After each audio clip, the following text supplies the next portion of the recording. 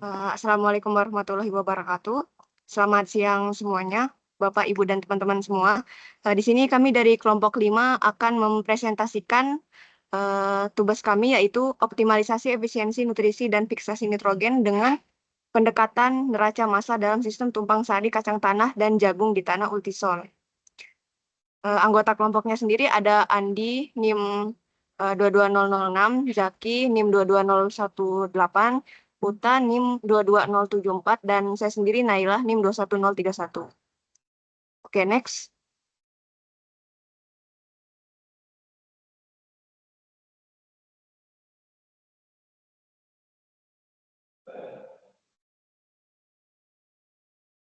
Nah, pengelolaan pupuk yang tidak tepat dan pemberian pupuk yang berlebihan itu dapat menyebabkan masalah seperti eutrifikasi dan fluktuasi pH tanah. Oleh karena itu diperlukan pengelolaan yang tepat untuk menjaga keseimbangan lingkungan dan pertanian yang berkelanjutan. Salah satu solusinya adalah sistem tumpang sari antara kacang tanah dan jagung yang menawarkan efisiensi sumber daya tanah, khususnya nitrogen dengan pendekatan neraca massa.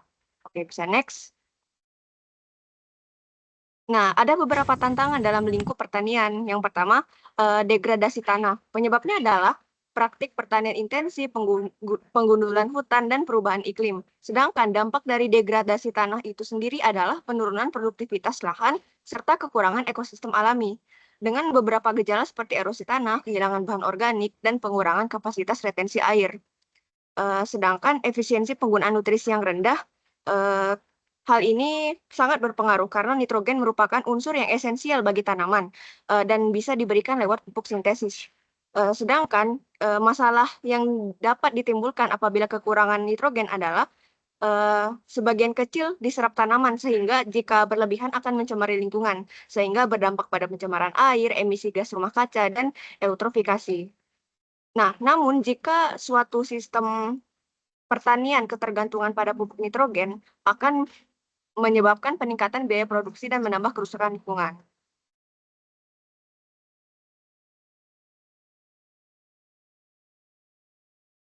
Nah, efisiensi nutrisi dan penggunaan lahan jagung dan kacang tanah itu dimulai dari 50% nitrogen yang diperoleh dalam sistem tumpang sari dapat berasal dari fiksasi nitrogen oleh kacang tanah. Karena legum dari kacang tanah bersimbiosis dengan bakteri Rhizobium dengan jagung sebagai konsumen utama nitrogennya. Efisiensi penggunaan nitrogen sistem ini dapat mencapai 30% dibandingkan sistem monokultur. Sedangkan efisiensi penggunaan lahan atau LER berkisar antara 1,2 sampai 1,5, di mana total panen mencapai 20 sampai 50% lebih tinggi.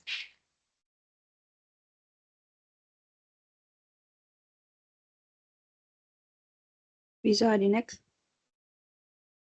Oke, selanjutnya berikut merupakan siklus nitrogen yang terjadi di lingkungan, di mana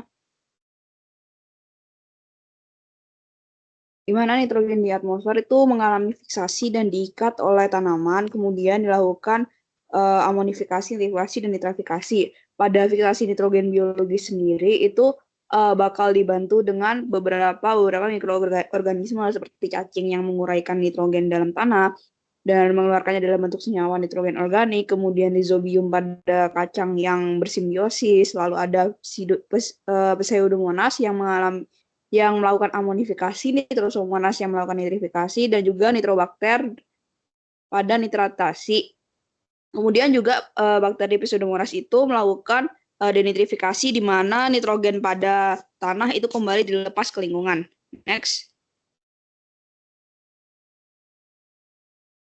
Oke, selanjutnya kenapa sih dilakukan pengukuran untuk fiksasi biologis? Yang pertama itu tuh untuk menilai efektivitas organisme merambat nitrogen, yang kedua untuk meningkatkan efisiensi pertanian, dan juga mendukung pertanian yang berkelanjutan. Nah, pengukuran fiksasi biologis ini bisa dilakukan dengan beberapa metode. Salah satu diantaranya itu ada asimilasi nitrogen total dengan prinsip perbandingan nitrogen tanaman yang diasosiasikan, di mana keunggulannya itu cocok untuk pengukuran lapangan dan juga keterbatasannya itu kurang spesifik terhadap nitrogen dari atmosfer. Kemudian ada isotropic tracer teknik yang di mana prinsipnya itu diberi pupuk dengan tag 15N yang kemudian 15N ini nanti bakal diukur di jaringan tanamannya. Nah, keterbatasannya itu mahal dan juga membutuhkan fasilitas laboratorium yang khusus. Kemudian ada metode juga acetylene reduction assay atau ARA, di mana prinsip ini tuh menggunakan asetelina dan juga gas etilen yang diukur menggunakan kromatografi gas. Nah, keunggulannya itu hasilnya tuh cepat dan murah, tapi untuk keterbatasannya sendiri yang diukur tuh hanya aktivitas enzimnya, bukan fiksasi yang terjadi secara langsung. Sedangkan untuk natural abundance 15N itu prinsipnya menganalisis isotop alami 15N pada jaringan tanaman tumbuhan dan juga kontribusi nitrogen di atmosfer. Keunggulannya itu tidak memerlukan label isotop, tapi kurang sensitif untuk lingkungan dengan kadar nitrogen yang tinggi. Kemudian ini berikut merupakan metode yang kami gunakan, yaitu dengan perbandingan mass balance, di mana di sini itu prinsipnya nitrogen pada atmosfer yang difiksasi itu dihitung berdasarkan surplus nitrogen dalam ekosistem, di mana kami menggunakan pendekatan LER, dan juga keterbatasannya itu lebih rentan terhadap kesalahan pengukuran ataupun perhitungan pada prosesnya. Oke. Berikut merupakan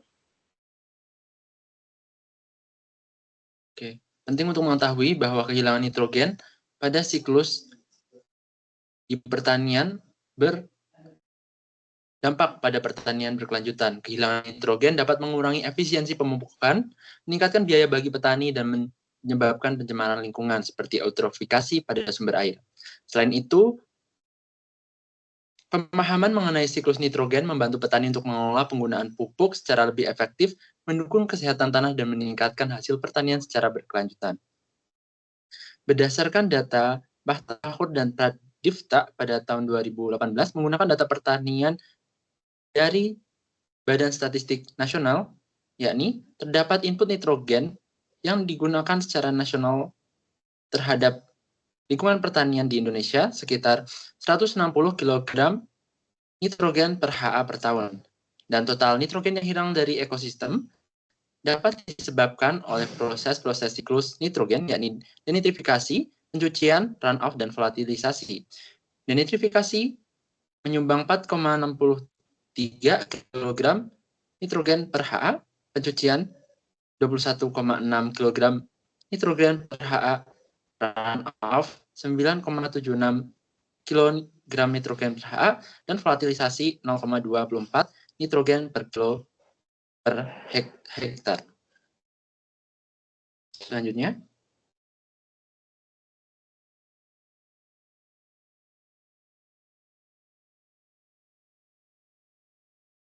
Nah, pada sistem tubang sari kacang tanah dan jagung, terdapat 3 input nitrogen utama, yaitu yang pertama nitrogen atmosfer yang difiksasi dari kacang tanah, yang kedua nitrogen ditambahkan oleh pupuk, dan yang ketiga nitrogen alami yang tersedia di tanah. Dengan menggunakan metode kelimpahan alami 15N, kontribusi nitrogen yang difiksasi dari atmosfer dapat diukur secara akurat dengan rumus berikut.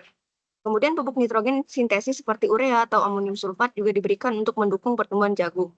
Jumlah pupuk yang diaplikasikan biasanya berkisar antara 60 sampai 120 kg nitrogen per hektar.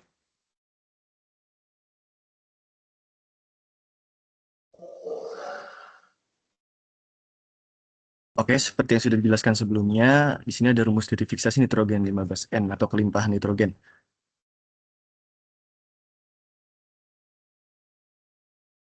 Oke, selanjutnya berikut merupakan diagram dan output sistem, di mana dari diagram tersebut input yang didapatkan oleh sistem pertanian tubang sari itu input nitrogennya berasal dari udara, dari pupuk, dan juga dari nitrogen yang telah tersedia di tanah. Kemudian menghasilkan output berupa nitrogen diserap tanaman, nitrogen yang kembali dilepaskan di udara atau denitrifikasi, serta nitrogen lainnya yang digunakan untuk metabolisme mikroorganisme, leaching, dan juga saat terjadi runoff. Selanjutnya, next. Oke, selanjutnya berikut merupakan rumus LER yang akan dijadikan pendekatan pada pengukuran fiksasi nitrogen berbasis neraca massa.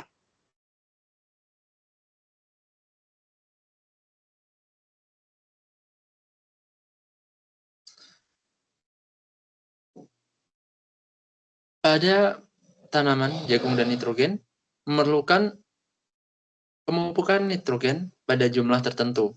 Pada jagung membutuhkan sekitar 150 hingga 225 kg per HA nitrogen agar dapat menghasilkan panen yang paling optimum, yakni 6-13 ton per hektar biomasa. Untuk kacang tanah memerlukan 108-125 kilogram per HA nitrogen agar bisa menghasilkan 1,5 sampai 2 ton biomasa kacang tanah. Selanjutnya.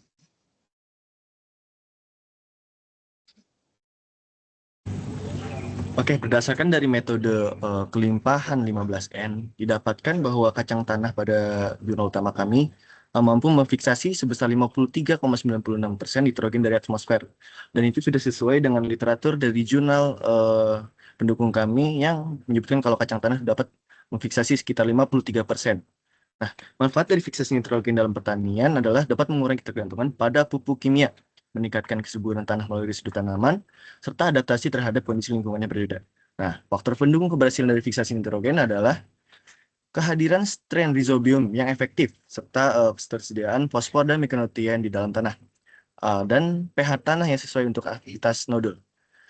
Dan terakhir ada peran kacang tanah dalam rotasi tanaman, yaitu meningkatkan produktivitas lahan secara berkelanjutan.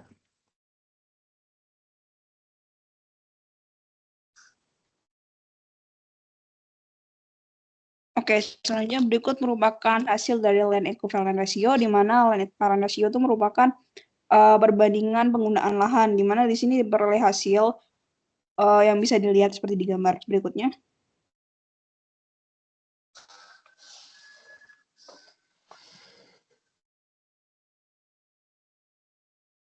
Boleh di next.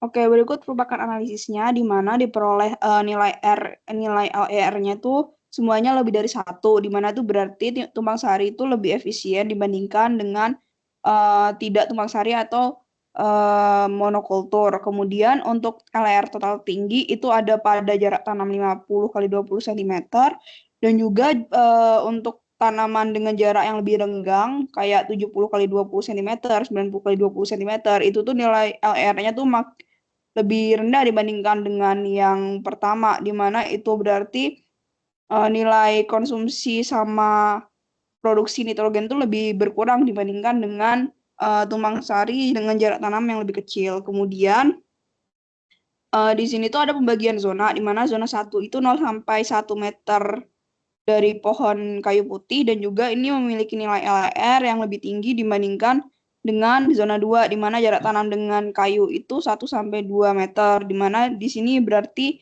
kedekatan dengan pohon itu meningkatkan dari efisiensi penggunaan dan juga konsumsi nitrogen tersebut.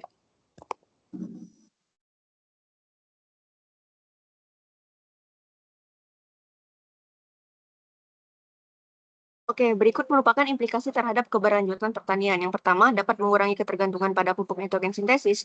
Yang kedua, mengurangi pencemaran air akibat licin, nitrat, dan emisi gas rumah kaca dari proses produksi pupuk. Yang ketiga, meminimalkan kehilangan nitrogen akibat denitrifikasi.